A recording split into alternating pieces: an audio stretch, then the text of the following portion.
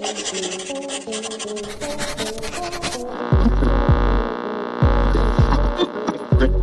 have a dream. Le design est une science, mais n'est pas une science sûre. Le design est une forme artistique, mais n'est pas un art. Le design est un commerce, mais n'est pas commercial. Le design est visible et invisible. Il est une image, une lettre, un son, une voix ou un mouvement. Le design est profondément humain. Il en revêt les qualités et les défauts, les ambitions et les angoisses, la vision et la culture. Bonjour et bienvenue dans Pattern. Aujourd'hui, un épisode un peu spécial dans lequel nous allons vous parler de technologie. Nous allons profiter du passage du Max Creativity Tour par Paris pour nous intéresser à ce qu'attendent les créatifs d'une nouveauté logicielle. Avant de rentrer dans le vif du sujet, une petite précision. Le Max Creativity Tour, c'est le grand événement d'Adobe où sont présentées au public français toutes les nouveautés Creative Cloud. Cette journée nous a donc permis, en filigrane, de nous pencher sur le vaste sujet de la technologie et de la créativité. S'il y a bien deux axes que nous pouvons retenir, ce sont ceux de l'intelligence artificielle et de la mobilité. L'intelligence artificielle, parce qu'il a été question toute l'après-midi d'Adobe Sensei, une technologie tout bonnement révolutionnaire intégrée à tous les logiciels du Creative Cloud. Le deuxième gros point a été celui de la mobilité. Entre Photoshop et Illustrator qui arrivent sur iPad, de nouvelles applications de dessin comme Fresco qui apparaît sur tablette, ou Lightroom qui se déploie désormais sur tous les devices, c'est tout un arsenal qui est mis à disposition du designer pour créer de partout et sans entrave. Pour y voir plus clair parmi tous ces mots-clés, nous sommes d'abord allés rencontrer un des speakers de cet après-midi, expert parmi les experts du Creative Cloud, Monsieur Stéphane Baril. Nous lui avons d'abord demandé de nous expliquer ce qu'est Adobe Sensei et dans quel logiciel il s'applique. Bon alors accrochez-vous, ça va plutôt vite. Alors, Adobe Sensei, c'est ce qu'on appelle le nom en fait de notre intelligence artificielle, machine learning, et c'est ce qu'on appelle un framework, c'est-à-dire un socle commun, quelles que soient les solutions. Le but, par exemple, on a 3 clouds chez Adobe, on a le Creative Cloud, le Document Cloud et l'Experience Cloud. C'est que au lieu de développer juste un algorithme d'intelligence artificielle pour une seule solution, finalement on va pouvoir le mutualiser. Donc c'est aussi ça Adobe Sensei, de manière à ce qu'il puisse servir partout. Imaginons un marketeur qui a une plateforme marketing, il peut avoir besoin de la reconnaissance d'images pour taguer automatiquement les images, pour les retrouver. Donc dans les logiciels, on l'a bien sûr dans Photoshop avec le remplissage basé sur le contenu, on l'a avec la sélection d'objets, la sélection du sujet automatique, on l'a encore à plein d'autres endroits aussi. C'est dans InDesign avec alors ça s'appelle en anglais le Content Aware Fit. C'est-à-dire on prend par exemple une image qui est placée dans un bloc. Je rappelle, un bloc InDesign, c'est un peu une sorte de fenêtre sur l'image. Elle peut être plus grande. Et là, il va analyser l'image pour pouvoir proposer un cadrage en fonction du ratio du bloc adapté. Donc il analyse la même technologie dont on parlait avant, mais ce coup-ci dans un but de proposer un réglage. C'est un peu ce qu'on trouve aussi de manière différente vu que c'est sur de l'image, avec le auto-reframe, c'est-à-dire le recadrage automatique dans Premiere Pro que j'ai montré tout à l'heure.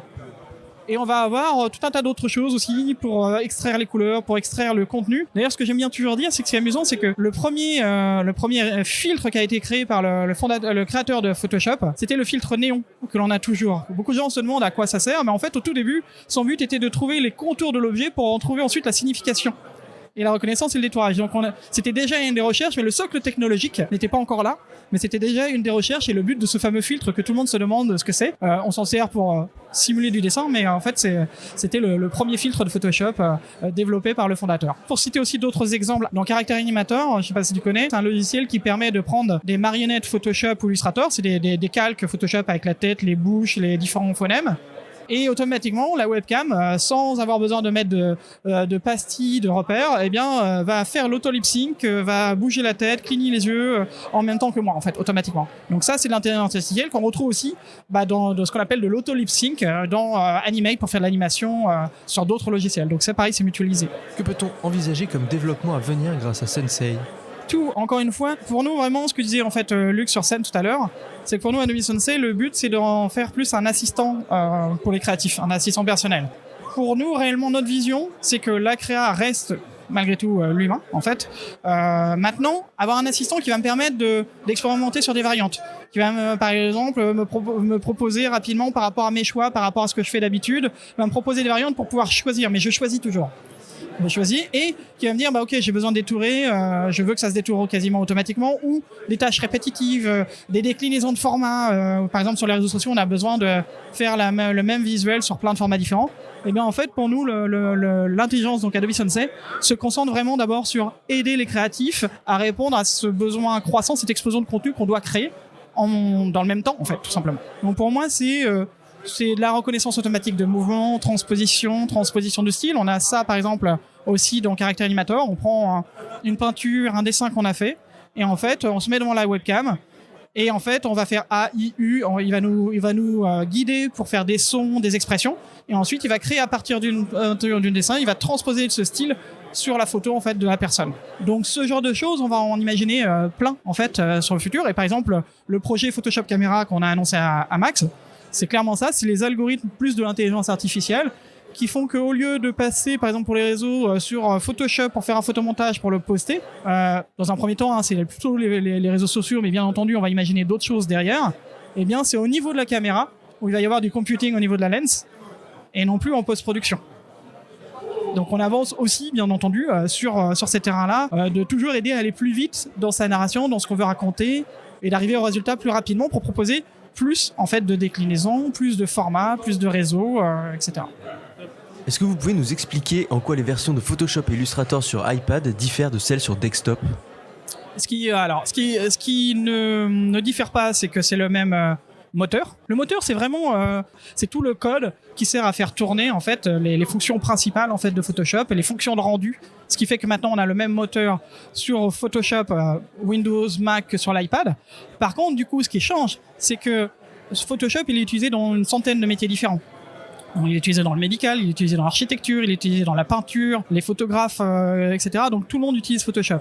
Et ce qu'on avait commencé déjà à faire avec Lightroom, c'est-à-dire qu'à un moment donné, on s'est aperçu, quand Lightroom était apparu, avant, on travaillait toutes les photos dans Photoshop, une par une, juste pour le développement, pas forcément pour le photomontage. On travaillait aussi pour le développement. Donc on a commencé à faire Lightroom, un outil dédié aux photographes avec un catalogage. On a fait la même chose avec Dimension pour la 3D, même si Photoshop a des capacités, etc. Il en aura toujours. Et on a fait la même chose avec Fresco, etc. Donc maintenant, par exemple, sur l'iPad, on recommence avec le cœur vraiment de Photoshop, qui est le photomontage, photocompositing. Donc sur l'iPad, on n'expose pour l'instant que ça, parce qu'on veut aussi pas juste copier-coller toutes les fonctionnalités, et qu'elles ne soient pas adaptées en termes d'expérience au touch et au stylet. Donc ce qui change radicalement, c'est cette approche de repenser Photoshop. Le moteur a déjà été réécrit, mais de repenser l'expérience ici, et de petit à petit, en fonction des demandes, est-ce que sur l'iPad, on va faire exactement tout ce qu'on fait sur un ordinateur? Est-ce qu'on a exactement tous les mêmes besoins en mobilité? Pas sûr non plus. Donc on travaille énormément avec les user voice, feedback.photoshop.com par exemple. C'est un portail où toute la communauté peut demander une nouvelle feature, voter dessus, commenter. Donc Illustrator, c'est exactement la même histoire. Plus concrètement, est-ce qu'on peut préparer depuis iPad un fichier directement pour export en 300 dpi et prêt pour l'impression? Non, aucun problème. Aucun problème, et encore une fois, c'est le même moteur. C'est exactement le même moteur. C'est-à-dire que tu peux prendre un fichier Photoshop 300 calques, 1 giga 5 par exemple, pour dire n'importe quoi au hasard. Tu peux l'ouvrir, ce sera exactement le même rendu en fait sur ton iPad. Tout simplement parce qu'encore une fois, on a passé plus de 2 ans à réécrire le moteur pour qu'il soit moderne, qu'il soit des nouvelles fondations. Après, encore une fois, c'est comment on expose une interface adaptée au médium. Et est-ce que le futur de ces deux applications, c'est la tablette ? Ouais, c'est le pluri en fait. Pour nous, d'ailleurs, Photoshop a des bords arrondis et 3 couleurs au lieu de 2 sur desktop. En fait, c'est tout ce qu'on appelle le cloud aware et multisurface. Donc le système dont parlait Luc, c'est-à-dire que finalement, en tant qu'utilisateur interne, je suis en mobilité sur mon iPad, je travaille sur mon iPad, je continue aussitôt sur le Mac, sur le Windows si j'ai un Windows. Et le but, c'est le bon exemple de cloud first et multisurface, c'est Lightroom, qui est disponible sur mobile, sur tablette, sur smartphone, Mac, Windows, voire même dans le navigateur. D'accord ? C'est le meilleur exemple. Et Roche n'est pas le navigateur parce qu'à cause de la vidéo, c'est trop compliqué. Mais Roche est le même principe. Il est sur Android, il est sur iOS, tablette, etc. Et aussi sur différents ordinateurs. Donc pour nous, ça devient un système et finalement, l'utilisateur doit pouvoir travailler d'où il est. Et en fonction de son contexte, d'avoir tout ou partie en fonction de ce qu'il a besoin de faire, de ses fonctions et de ses outils. Travailler d'où on est et en fonction du contexte, avoir les outils dont on a besoin. Tout ça semble être un bon programme. Ceci étant dit, il n'y a maintenant qu'une seule façon de vérifier si c'est bien de cela dont ont besoin les créatifs. Nous leur avons donc demandé quelle innovation ils ont retenue parmi celles annoncées. L'innovation Adobe que j'ai en tête qui me vient en premier à l'esprit, c'est forcément Fresco. Moi, j'en ai parlé déjà l'année dernière, j'en ai parlé avec eux, avec l'équipe, où j'ai eu la chance de tester la version bêta. Donc c'était super intéressant, et puis de voir ce truc-là justement, de pouvoir avoir le fichier directement sur iPad, puis de le reprendre après sur Photoshop, ça c'était assez exceptionnel, sur ordinateur. Donc c'est vraiment ça, moi je trouve que c'était vraiment une sacrée avancée. Donc bonjour, je suis Mathieu Gibson, je suis lead design dans la société VP. Aujourd'hui, le bénéfice que je tire à venir à ce genre d'événement, c'est de voir l'énergie qu'Adobe met à développer constamment les solutions qu'ils proposent.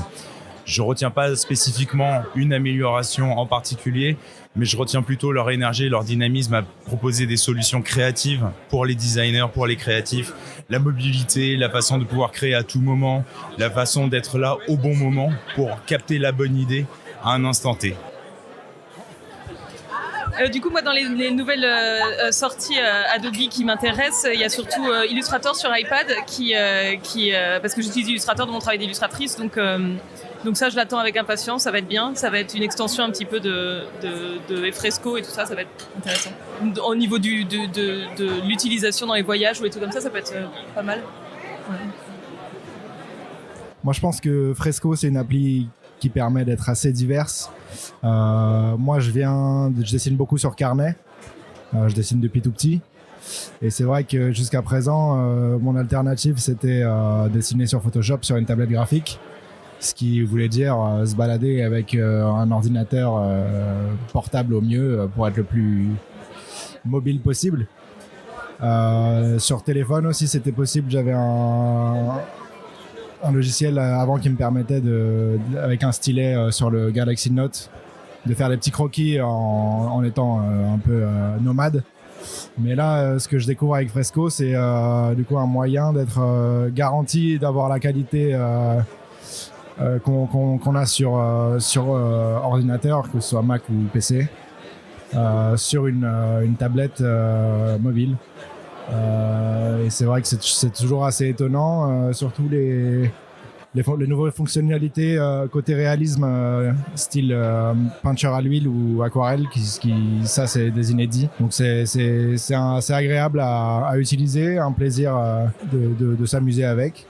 Donc moi, dans l'idéal, j'aimerais bien m'en procurer une tablette pour pouvoir utiliser ça et faire les dessins que j'aimerais faire chez moi, mais là où je veux, quoi.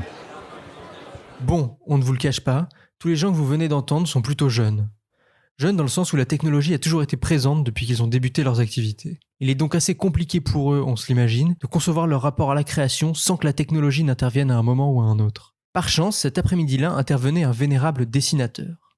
Un de ceux qui concevait ses histoires sur papier dans les années 80, puis qui, à la fin des années 1990, l'âge de pierre de la technologie, a découvert qu'il pouvait animer ses dessins grâce à un petit logiciel nommé Flash. Aujourd'hui, il travaille pour les plus grands studios d'animation au monde, Pixar, DreamWorks ou Disney. Ce dessinateur, c'est Pascal Campion, un Français exilé aux États-Unis depuis 20 ans, ce qui explique, vous le verrez, cet accent assez inhabituel. Alors bonjour Pascal, est-ce que vous pouvez nous dire comment la technologie influence votre travail et quel outil vous utilisez le plus ? Maintenant, elle prend une part énorme vu que je dessine quasiment que sur ordinateur. Je fais encore des croquis sur papier une fois de temps en temps, mais je dirais que 100% de mon boulot en ce moment, c'est par ordinateur, donc c'est immense. La manière dont elle influe, des fois, elle influe dans un bon côté, des fois dans un mauvais côté. Elle influe dans un bon côté parce que je peux essayer plein de choses très rapidement, ce qui est vraiment chouette. Ce qui est bien, c'est que j'ai un style qui est très basique.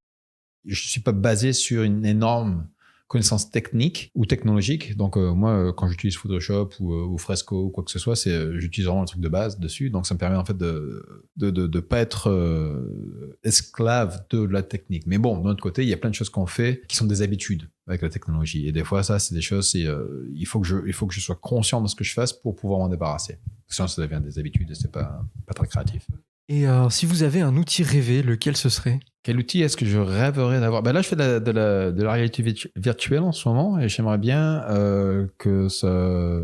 j'aime beaucoup ce que je vois et j'aimerais bien que ce soit encore plus simplifié que ça ne l'est, parce que c'est super simple et c'est un truc génial. Donc, de meilleurs outils de VR. Ensuite, j'ai une question qui relève presque de l'archéologie. Est-ce que vous vous souvenez des premières fonctionnalités que vous utilisiez sur Photoshop ou Illustrator ?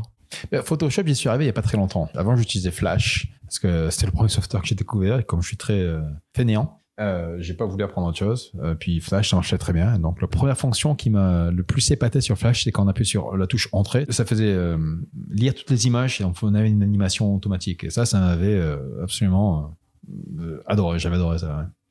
Et encore une autre pour savoir si vous vous souvenez des premières créations que vous faisiez sur le logiciel Adobe.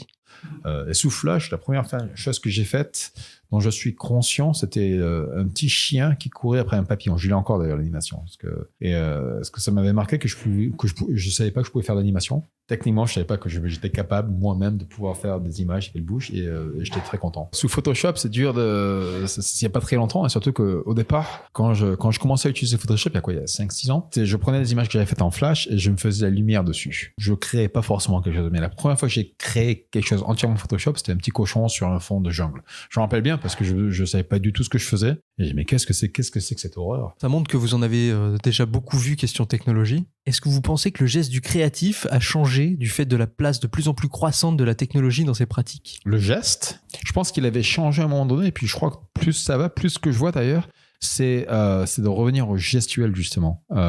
Que ce soit en VR, parce que je fais de la VR, c'est tout gestuel et on peut le faire soit debout, soit assis. Et même sur les outils entre la Cintiq et les tablettes graphiques, ça revient tout à répliquer. Enfin, je sais pas si répliquer c'est le mot, mais à revenir à la gestuelle du bras ou du poing ou de la main. Alors qu'avant, je me rappelle qu'il y avait des moments donnés où c'était vraiment au début des années 2000, c'était vraiment tout par curseur, par programmation, etc., etc. Donc maintenant, on revient de plus en plus à un côté très gestuel. Ouais. Bon, alors ce qu'on peut déjà dire, mais ça aurait été étonnant que ce soit le contraire, c'est que chez Adobe, la R&D, elle sait parfaitement ce qu'elle fait. Pour ce qui est de coller exactement à ce que veulent les créatifs, il n'y a aucun problème. La direction globale qui est prise depuis quelques temps, mais qui se confirme année après année, est celle de la libération du créatif des contraintes technologiques. Voire même, comme nous l'a plus ou moins dit Pascal Campion, un effacement de la technologie. Entre l'intelligence artificielle qui peu à peu rend les logiciels de moins en moins contraignants et l'idée de pouvoir travailler comme on le souhaite et où que l'on soit, tout est fait pour invisibiliser la contrainte technologique au profit de ce qui fait l'essence même de la créativité, c'est-à-dire l'idée. Vous l'aurez compris, les enseignements de ce Max Creativity Tour furent une nouvelle fois très riches. Pour voir ou revoir l'événement, vous pouvez d'ores et déjà regarder le live stream disponible sur etape.com. Merci à tous d'avoir écouté Pattern, le podcast d'Étape, et à bientôt.